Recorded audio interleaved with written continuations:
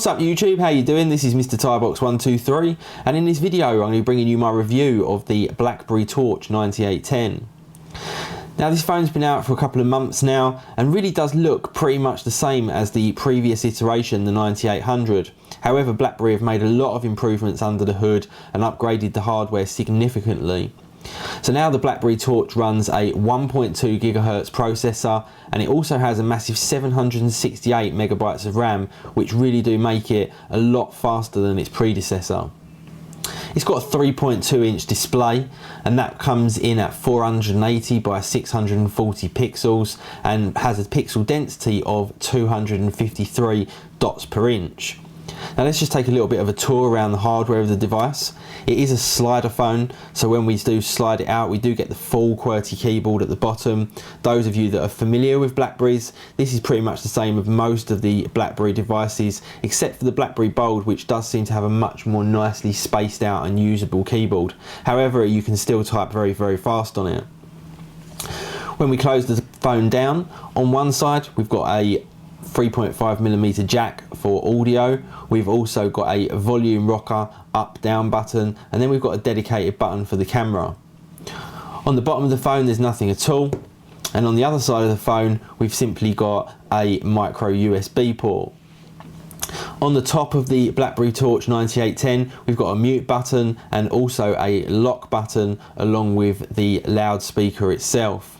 On the front, unfortunately no front-facing camera, just the standard 4 quick access buttons with the select button in the middle. On the back we've got a 5 megapixel camera and an LED flash. Now this camera is a nice camera, does take reasonable pictures, not quite as good as some of the real high-end smartphones that there are at the moment, but in terms of its price range, probably one of the better performers. And it's also capable of taking 720p high definition video, which does come out extremely nice. Some of the photos and videos do come out slightly underexposed, but like I say, in its price class it's definitely one of the top performers. Now in terms of the actual operating system, BlackBerry have now got BlackBerry operating system OS 7, which is definitely a lot better in terms of some of the changes that come under the hood. But in terms of the actual look and feel, it's pretty much the same as everything that's gone before. Now one of the big improvements with OS 7 is the speed and the performance and the snappiness of the handset. When you're navigating around the screens, everything does definitely feel a lot quicker and a lot snappier than it did do before. And in fact we've now got the new liquid graphics, which mean that looking at photos and video and the snappiness of being able to pinch and zoom has definitely improved and is pretty much as good as any other smartphone device that's out there at the moment. Now in terms of the screen, I've already said about the specifications, but in terms of the actual look of the screen to the human eye, it's very nice. It's got vivid colours and it's definitely quite snappy to use, and everything that you play back plays back with some good realism and is actually a complete joy to watch actually when you're looking at certain videos and photos. Now if we just play a video on here, let's just turn the volume down on that. You can see that the screen really is very nice vivid colours. And also one thing that I do have to mention, the speakerphone on the BlackBerry device is absolutely superb. Now BlackBerry speakerphones I've always found are really loud, and this one is absolutely great because when you are playing back videos and other kind of media content, MP3s, you get a nice listening experience without having to put headphones on.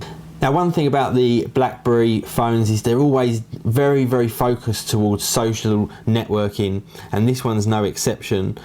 We've got something in here which is an app called Social Feeds, and this actually links in a whole range of social feeds all into one central place. So you can have Facebook, BBM, Live Messenger, Twitter and various other social media applications, and it all collects it in one place and is actually really intuitive and really good to use.